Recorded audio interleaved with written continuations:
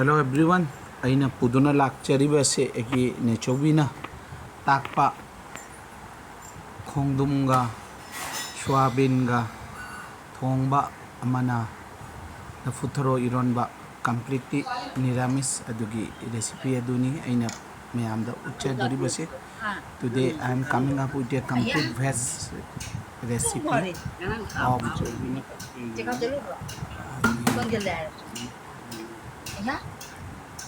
लाव चलो लाइन कर लेनी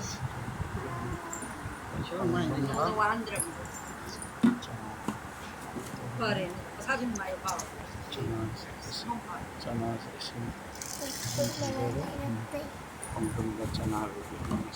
अदुना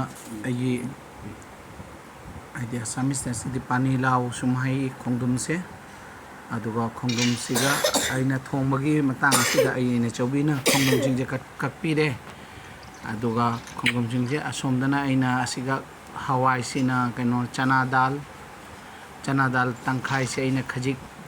प्रेशर कुकर तिंगागा थमगा प्रेशर कुकर सिटी अने हम कामगा हाना थमजरगनी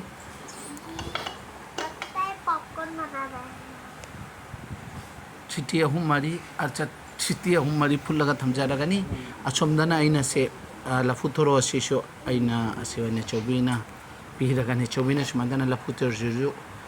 मागला इरोमबगी नमक सेंबीरगा थमगनी लफुथोरो इरोम से कई हापाबने चौबीन हार ने चौबीना हुजिक जेंगो अखोगी ने चौबीना हंजरी ने चौबीना सी ने चौबीनी निजवे वीडियो तौरी लफुथोरो से कई हापाले ने चौबीना सेंबीरी माना ताकपीरी कई माइना थोंगदबा हाइबना अदुगी प्रोसेस मतुंगेना थोंजगनी अंगाई अखोई खाखं फकपा तोनिंखो को जेन में मुस्कुरा मसी लेबा को पसे कंप्लीटली भेस ओइना चाय अदुना असोमदना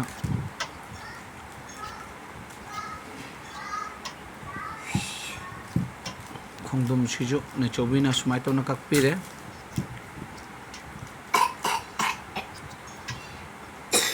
खोंदुम सिजु सुमाइतोना ककपीरे ने चौबीना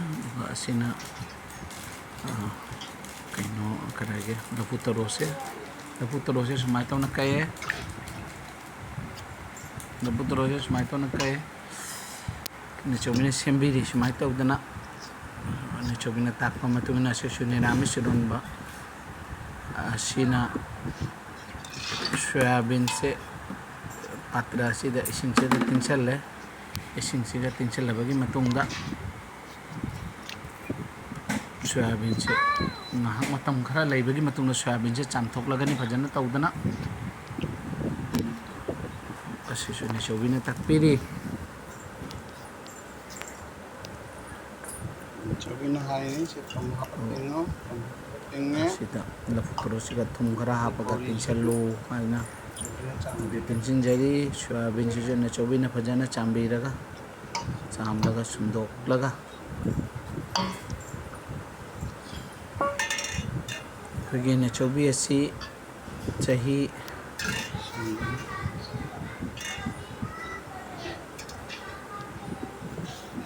75 हेलबा अदुने चौबीनी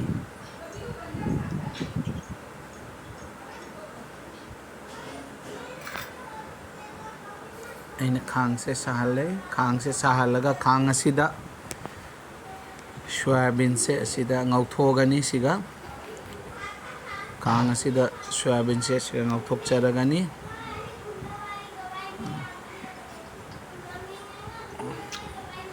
असोमदना आइगे कुकार असिदा इसिंग हापलगा खरा कुकार असिदा आई ngसाइगी लफुथोरो असे चामथोकगा कनो लफुथोरो असे फुथोकचरगनी नोय खतंग लांगनुबा मोइना लांगबसिना युमसिगा एफोर्टसे फजना प्रॉपर्ली पीबा ngamjadre aduna asida आई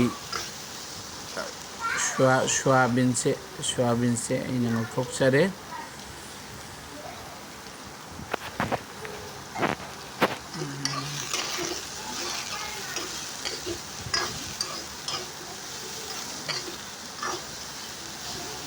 ꯃꯑꯣꯡ ꯑꯁꯨꯝꯅ ꯁꯣꯌꯥꯕꯤꯟꯁꯦ ꯉꯧꯖꯔꯤ ꯁꯣꯌꯥꯕꯤꯟ ꯑꯁꯤꯗ ꯊꯨꯝ ꯈꯛꯇꯪꯒ ꯃꯆꯨ ꯈꯛꯇꯪꯒ ꯍꯥꯞꯄꯒ ꯉꯧꯖꯒꯅꯤ ꯍꯥꯏꯔꯞ ꯑꯁꯣꯝꯗꯅ ꯀꯨꯀꯔ ꯑꯁꯤꯗ ꯐꯨꯠꯆꯔꯤ ꯂꯐꯨ ꯊꯔꯣ ꯀꯪꯅ ꯃꯦꯠꯅꯕꯒꯤ ꯂꯐꯨ ꯊꯔꯣ ꯏꯔꯣꯝꯕꯁꯦ ꯀꯪꯅ ꯃꯦꯠꯄ इसिंग खचितंग हापगा अदुगुम मौंगा इसिंग सुंदोगा अदुगुम मौंगा मेटनबा तौजबनी मयामबु माय हॉबी अमसुंग माय चाखुंबु सपोर्ट तौबिबगी अमसुंग माय हॉबी अमसुंग माय चाखुंग मायगेदगी हन्ना मयामबु खुरुमजरी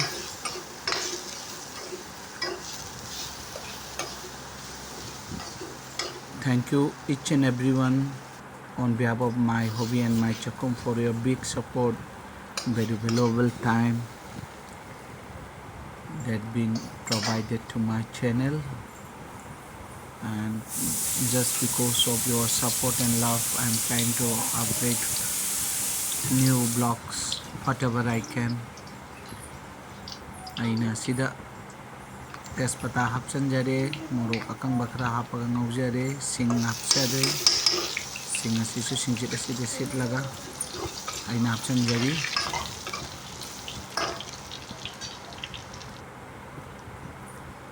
दो असिदे मरोय नाकुपी हापचनजरे आइना पासपुरोन सुजाई खरबनी खरा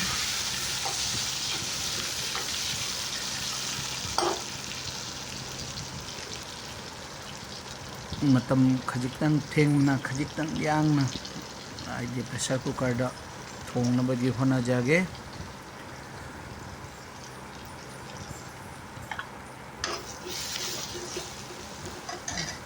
मचू मोरोक असुबा हापचनजरे हजिक खोंगदुम सिंग असि हापचनजरे खोंगदुम सिंग असिगा खांगसिदा खरा तुइना ngawinagadi amuk hen hawba hengadabani adubai matamgi khajiktan issue leikibana ai matu tawjararoi ai pressure cooker da oina ai hapchan jaragani adu ngasai cooker siga aina huchakhiba ai chana dal da hapchan jare khara chana tangkhai si hapchan jare aduga cooker sida punna amuk hapchan jaraga ai siti khara kam laga मुल्लनी हाइबद मोंग खंगलगा आई लौथोकजगनी मयामना आइगी channel असिबु support तौबिबगी अमसुंग येंबिबगी दमक्ता मयामबु हन्ना थागतचरी असिगी recipe असि यामना हावबा अमसुंग हक्चांगी जामना healthy होइबा recipe नि मयामना खंगनरिबदुनी अदो ए मथक्सिगा soybean अंगौबसि हापचनजरे इसिंग खजितंग add तौगनी इसिंग add तौदना सो आई city कामगा सु यागनी अदुबो आई इसिंग खतंग add तौजगे थुम खरा हापचनजरी दो मयामना मसी लांगदना याम मपंग ओइरकना चानिंग बतारदी इसिंग add तौदना सुम cooker दा city अमा नत्रगानी कामलगा चपचागनी करिगंदा खोंगदुमगे मा मसागे इसिंग लेबनी न मदुसु थुलक्कनी sina morok atekpa ahum ko manis ke maga senjare singkara hap senjari yamne ising jam na mobonte aduko in the meantime ai lafu toro se pressure cooker dagi lafu toro se pressure cooker dagi patra sida ये हपचन जरे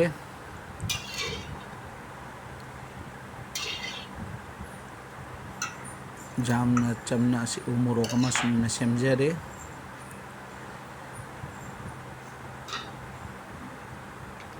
सिदा थुम खरा हपचन जरगने है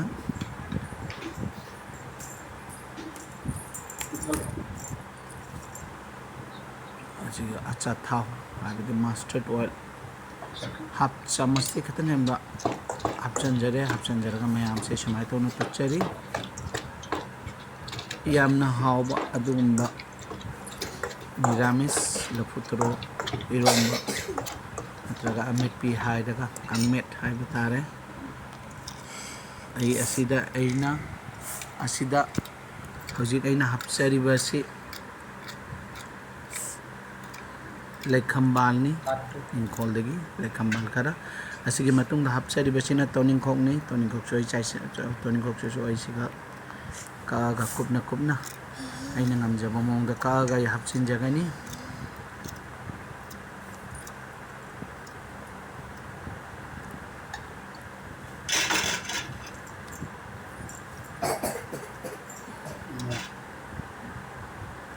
ꯑꯁꯤꯒꯅ ꯑꯩꯅ ꯍꯧꯖꯤꯛ ꯍꯥꯞꯄꯤꯕꯁꯦ ꯃꯔꯣꯏ ꯅꯥꯀꯨꯞꯄꯤ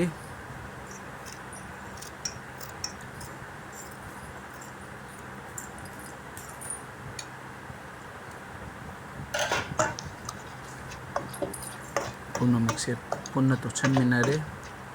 ꯑꯩꯒꯤ ꯑꯂꯣꯏꯕꯗ ꯑꯩ ꯑꯁꯤꯗ ꯐꯗꯤꯒꯣꯝ ꯈꯔ ꯍꯥꯞꯆꯤꯟꯖꯔꯦ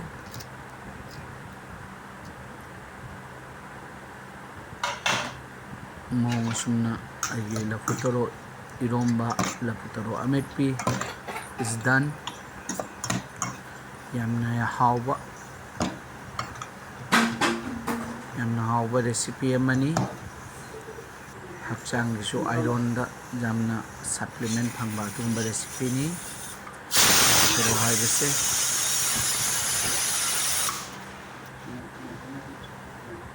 ꯑꯁꯣꯝꯗꯅ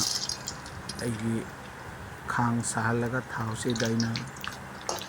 ꯄꯥꯄꯔꯒ ꯑꯁꯤ ꯐꯤꯡꯒꯔ ꯍꯥꯏꯕ꯭ꯔꯥ ꯑꯁꯤ ꯈꯔ ꯉꯧꯔꯒ ꯊꯝꯖꯒꯦ ꯑꯉꯥꯡꯁꯤꯡꯅ ꯁꯨꯝ ꯄꯥꯝꯕ ꯃꯆꯨꯁꯦ ꯑꯗꯨꯅ ꯑꯉꯥꯡꯁꯤꯡ ꯌꯦꯡꯂꯒ ꯑꯁꯤ ꯉꯧꯖꯕꯅꯤ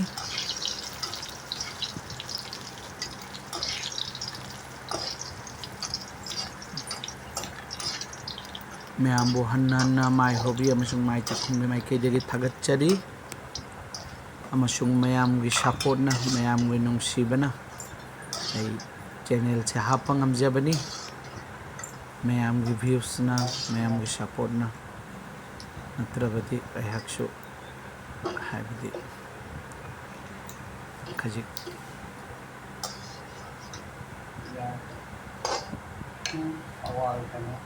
ꯃꯌꯥꯝꯅ ꯅꯨꯡꯉꯥꯏꯇ꯭ꯔꯕ꯭ꯔꯥ ꯑꯩꯅ ꯍꯥꯏꯕꯁꯦ ꯍꯥꯏꯅ ꯑꯗꯨꯃꯥꯏꯅ ꯈꯟꯕ ꯚ꯭ꯌꯨꯁꯀ ꯈꯔ ꯂꯤꯛꯅ ꯂꯥꯛꯄꯗꯣ ꯑꯗꯨꯃꯥꯏꯅ ꯑꯣꯏ ꯑꯗꯣ ꯃꯌꯥꯝ ꯁꯞꯄꯣꯔꯠ ꯇꯧꯕꯤꯌꯨ ꯑꯂꯣꯏꯕꯗ ꯑꯁꯣꯝꯒꯤ ꯌꯦꯟꯁꯥꯡꯁꯦ ꯌꯥꯔꯦ ꯁꯣꯌꯥꯕꯤꯟ ꯈꯣꯡꯗ꯭ꯔꯨꯝ ꯑꯁꯤꯒ ꯆꯅꯥꯒꯤ ꯍꯋꯥꯏ ꯈꯔ ꯆꯅꯥ ꯇꯪꯈꯥꯏ ꯑꯂꯣꯏꯕꯗ ꯑꯩꯅ ꯑꯦꯗ ꯇꯧꯖꯔꯤꯕꯁꯦ ꯍꯧꯖꯤꯛꯀꯤꯗꯣ ꯒꯔꯝ ꯃꯁꯂꯥꯅꯤ ꯑꯗꯣ ꯑꯁꯤꯗ ꯑꯩꯍꯥꯛ ꯘꯤ ꯆꯥꯃꯁ 1.5 ꯍꯥꯞꯆꯔꯒ ꯑꯩꯒꯤ ꯉꯁꯤꯒꯤ ꯌꯦꯟꯁꯥꯡ ꯃꯦꯟ ꯌꯦꯟꯁꯥꯡ ꯈꯣꯡꯗ꯭ꯔꯨꯝ ꯊꯣꯡꯕ with ꯁꯣꯌꯥꯕꯤꯟ ꯆꯅꯥ ꯇꯪꯈꯥꯏ ꯈꯔ ꯍꯥꯞꯄꯒ ꯑꯩꯒꯤꯁꯦ ꯗꯥꯟ ꯑꯣꯏꯔꯦ ꯍꯧꯖꯤꯛ ꯑꯩꯍꯥꯛ ꯁꯨꯃꯥꯏꯅ ꯇꯧꯅ ꯁꯥꯔꯚ ꯇꯧꯖꯔꯤ ꯄꯨꯈꯝ ꯑꯁꯤꯗ ꯄꯨꯈꯝꯒꯤ ꯃꯄꯥꯟꯁꯤꯗ ꯁꯨꯃꯥꯏꯅ ꯇꯧꯅ ꯁꯥꯔꯚ ꯇꯧꯖꯔꯤ ꯑꯩꯒꯤ ꯈꯣꯡꯗ꯭ꯔꯨꯝ ꯊꯣꯡꯕ ꯄꯥꯄꯔ ꯉꯁꯥꯏꯒꯤ ꯐꯤꯡꯒꯔ ꯉꯧꯕ ꯉꯁꯥꯏꯒꯤ ꯂꯐꯨ ꯊꯔꯣ ꯏꯔꯣꯝꯕ ꯑꯗꯒꯤ ꯂꯦꯕꯨ ꯃꯇꯦꯛ ꯑꯃ ꯃꯣꯔꯣꯛ ꯑꯇꯦꯛꯄ ꯑꯃ ꯑꯗꯨꯃꯥꯏꯅ ꯇꯧꯅ ꯑꯩ ꯁꯥꯔꯚ ꯇꯧꯖꯔꯤ Thanks a lot each and everyone for your very prestigious times being provided to my channel. Please do support and please do likes me. Thank you.